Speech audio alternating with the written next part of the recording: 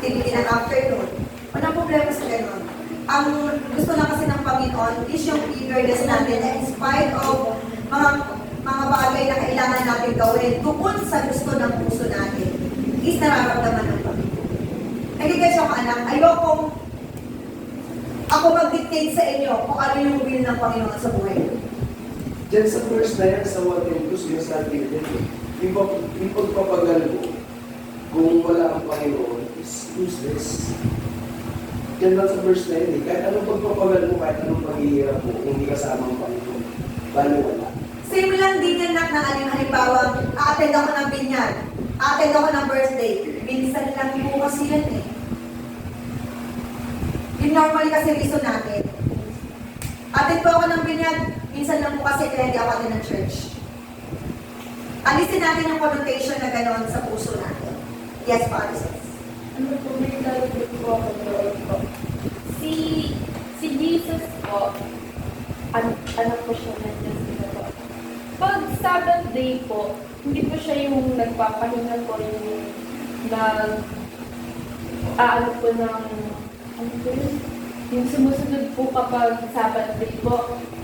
And, inaano po siya ng mga tao po na ikaw anak ka ng Panginoon, pero hindi ka sumusunod sa ano niya na pag Sabbath day, magpapahinga po, yung wala pang gagawin. Ang ginagawa po ni Jesus is yung mga bagay po na yung naayon naman po sa kagustuhan po ng Panginoon po, kahit hindi po ano po, yung basta po ano po, nasa kanya po yung Panginoon po sa bawat ginagawa niya po, kaya po para po nagiging balik po yung ginagawa po ng The main reason, one thing kumata nito si Jesus Christ is para putulin na ang tradisyon ng pananampalataya. Yun yun. Yung mga Pharisees kasi, they still continue to live yung tradisyon. That's why Jesus Christ is here to stop it and to live according sa nais ng Panginoon sa buhay. So yun yun. So ayokong dahilan na valid yun or ano. So this time, yes, tanongin niyo ako. Yes. Wala pa na po. Wala pa sa kanya. Okay, go. Yes. Yes, go. Sige, go na. Gusto ko lang maintindihan nyo kung ano yung mas maganda at mas mabuti sa buhay ng bawat isa na pagkakalob sa inyo ng Panginoon. Ayoko na ang dami nating reason, excuses, kasi hindi natin magawa ang maging kapuri ko. Yes po. Question. Yes. Okay, go, kahit alin. Go. Pinanggap ko na. Na-curious po siya. Ano? Ay, na-curious po. Yes, go. Di ba po sabi? Paglinggo po, buong day daw po ba buong day daw po ba mag-worship po? Okay. Ano yung verse natin? Sige, sino nakakatandaan ng verse? Yung verse natin. Ano yung verse na mahaba? Dalawa lang yun.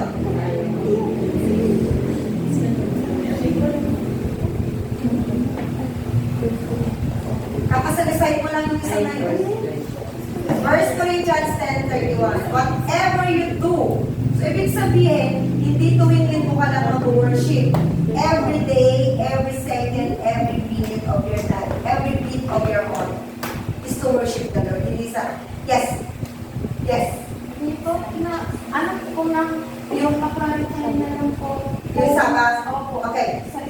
Okay. Yung day na po na yun. Okay, yung Sabbath, okay, di ba sabi, araw ng kapahingahan. Saan tayo natutulog? Okay.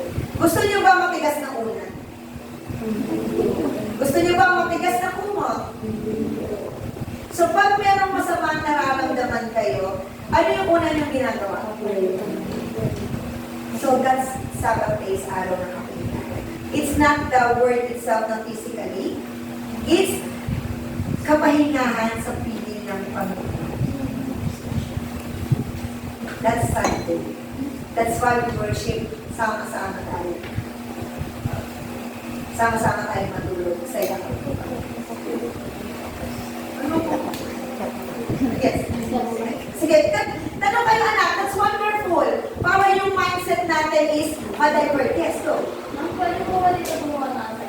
Yes! That's the next thing that's the next thing, okay? Ito na sinasabi natin. Gusto mo pong mag-worship ng Sabado, mag-guide ng devotion, pero may assignment pa. Pipitin mo, that's ang tawag doon is divide and conquer, multitasking, para balance eh. Paano mo English yan? Matulungan ka ni Tito Ben. Word. Using a sentence. Yes. Ako din bukas dadalhin ko na dito lang.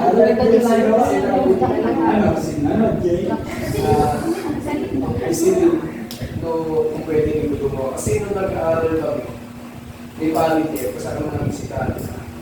Galing kami school ko. Then tumidiretso kami rito. Kung ano yung mga gagawin namin sa school. Habang waiting kami nun sa inaantay namin, ginagawa namin. Yung talagang ano lang, aayos lang natin talaga yung pinaka-oras natin. Huwag yung sasayangin yung school. Kung talagang gusto mong papurihan sa school. Kasi sa akin, isi-share ko din sa inyo. Alin pa yung mas mahirap? Yung nagtatrabaho o yung nag-aaral? Ewan ko, siguro hindi ko pwedeng tingnan kung para sa inyo. Kasi yung ginagawa ko nung panahon na pinagsasabay ko yung pagsisilba. Dahil ayoko na hindi ako makatingnan. Pero uuwi kami doon, anong oras na rin, then hindi ng bahala. Kasi para tumulog sa buhay. Sobrang mas mahirap yung nagtatamu ka, nagkakapas ka, nagtitigil ka, nagagapas ka. Pero gusto kong tapusin yun, hanggang tanghali ka, yung target ko na oras. Kahit di ako makain, simula ko na kakapilang ako sa umaga. Kasi gusto kong makarating. Yun yung gusto kong i-share sa inyo na yung maging karunungan at kalakasan ng bawat isa. Kasi kung talagang ang ano mo is si Lord, gagawin ko yung part mo bilang isang tao para sa pamilya mo. Then gagawin mo rin yung part mo bilang isang tao para doon sa pananampalataya. Naintindihan po? Ano po yung verse ng Matthew 6:32? Seek first the kingdom of God and His righteousness, and all these things shall be added unto you. Hindi ibig sabihin na aakit ako ng Sunday, I check na ako, I seek first, inuna ko muna si Lord. No. Ibig sabihin nun is, put God first, si Lord ang unahin mo, i-ask mo lahat, Lord. Si Lord ang unahin. Ask consultation, Lord, ano pong mas mabuti kong gawin? At take note, hindi porket na nandito ka sa church, ay nagpupuri ka na sa Panginoon. Sa palagay mo, pagpupuri na ba yun? Yes, maaga ako dumating, nakaupo lang ako. Habang pinapanood ko sila, nagwawalis, naglilinis, nagbubukas. Ako wala na, nakaupo lang. Sa palagay mo, nagpupuri ako noon? Hindi po. Yun lang din yun. So, kung may assignment ako, hindi naman most of the time buong araw tayo dito, buong hapon is nagwawalis. Puro lang tayo kain. O, gumagawa ka ng 10 minutes. O kaya hilahin mo si Lawrence. Lawrence, di ba magaling ka sa math? Tulungan mo naman ako. Dahil totoo yan ang talagang tumatawag sa atin. Oras lang yung kailangan natin. Yeah. Ang oras standard yan eh. As is yan. Hindi mo mababago yan. Ang mababago mo is yung discipline mo. Clear tayo? Yung oras hindi. Kaya hindi mindset natin, ay kulang yung oras na ako. Yung oras, kung may siya sa kasagusin. Fix yung oras tayo. Hindi mababago yan. Kaya mo bang i-control ang oras? Doon ka sa pako-control mo. Sige. Sige. Kaya niyo bang kontrolin ang oras? Hindi po. Pero maaaring magawa lang. So, ibig sabihin, nasa disiplina mo. So, hindi oras. It's your discipline time. Hindi sa oras. Hindi mo magagawa, hindi mo mababaging oras. Unless, huminto ang ikot ng mundo. Hindi sa oras, sa discipline. Disiplina din ito ay hindi oras.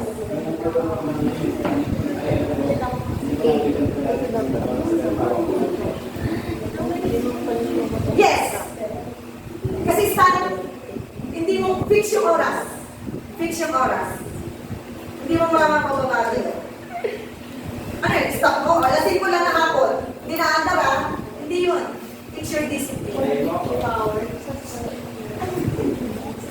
Discipline nyo. Nag-isip-sipin kami. Siguro yung word lang niya. Sige, nag-isip siya. Hindi niya makapasawag. Sige, sige. Para malinaw ta, sige. Sabihin mo. Sige, yung sabihin mo kasi nga, na-confuse ka eh. Hindi kasi nga yung oras ng mga bata. Ang nagiging ano nila is, ganito yung pulisin ko, eh, mamaya ko na gagawin ko. Oh, so sa palagay mo, Yung sinasabi ko, yung oras, yun yung babaguhin nila sa sarili nila. sige. Palitan mo yung oras ng discipline. Sige. Palitan mo yung salitang oras ng discipline. Sige, yun natin. Yung use the sentence. Sige. Sabi mo, yung pagising nila ng alas 6. Discipline. Sige, yung oras ng pagising. Pagdating doon sa mga bagay na ginagawa. Ay, kung muna kayo mag-check-in, mag-problems,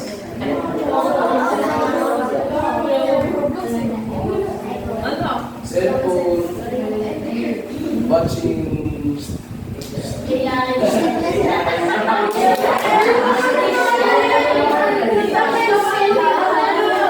Marunong na. May message pa kayo. Malinaw tayo ha. Masakit para sa amin marinig na hindi ko muna ako makaka-attend kasi may assignment ako. Ex ka talaga sa akin. Ex ka talaga sa akin. Hindi lang ako nagsasabi. Ex ka. Kasi ibig sabihin, possible na yung oras mo, hindi mo pinanage na.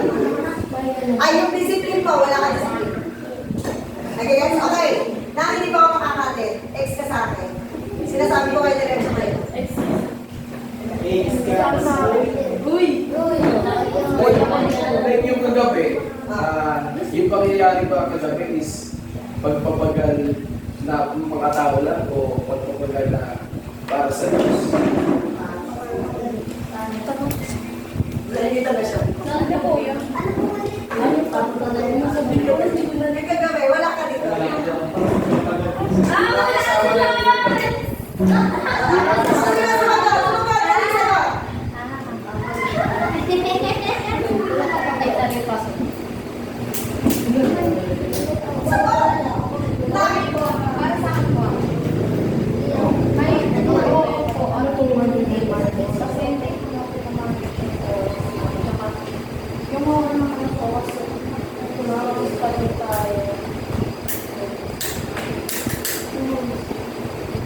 Kasi siya may responsibility siya sa bahay nila.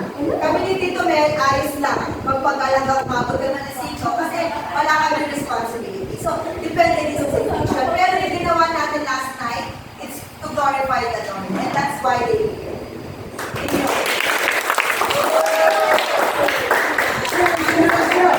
Yung sinasabi ng pagpapagal, nagkaroon ng buhay. Yes. Opo, naman na po kami pagkabi sa bahay. Yun na yun. Okay, yung sarili ko na magulang. Bakit natin ginagawa? Kasi mahirap i-explain sa kanila, lalo yung isip nila is hindi open about sa pananampalataya.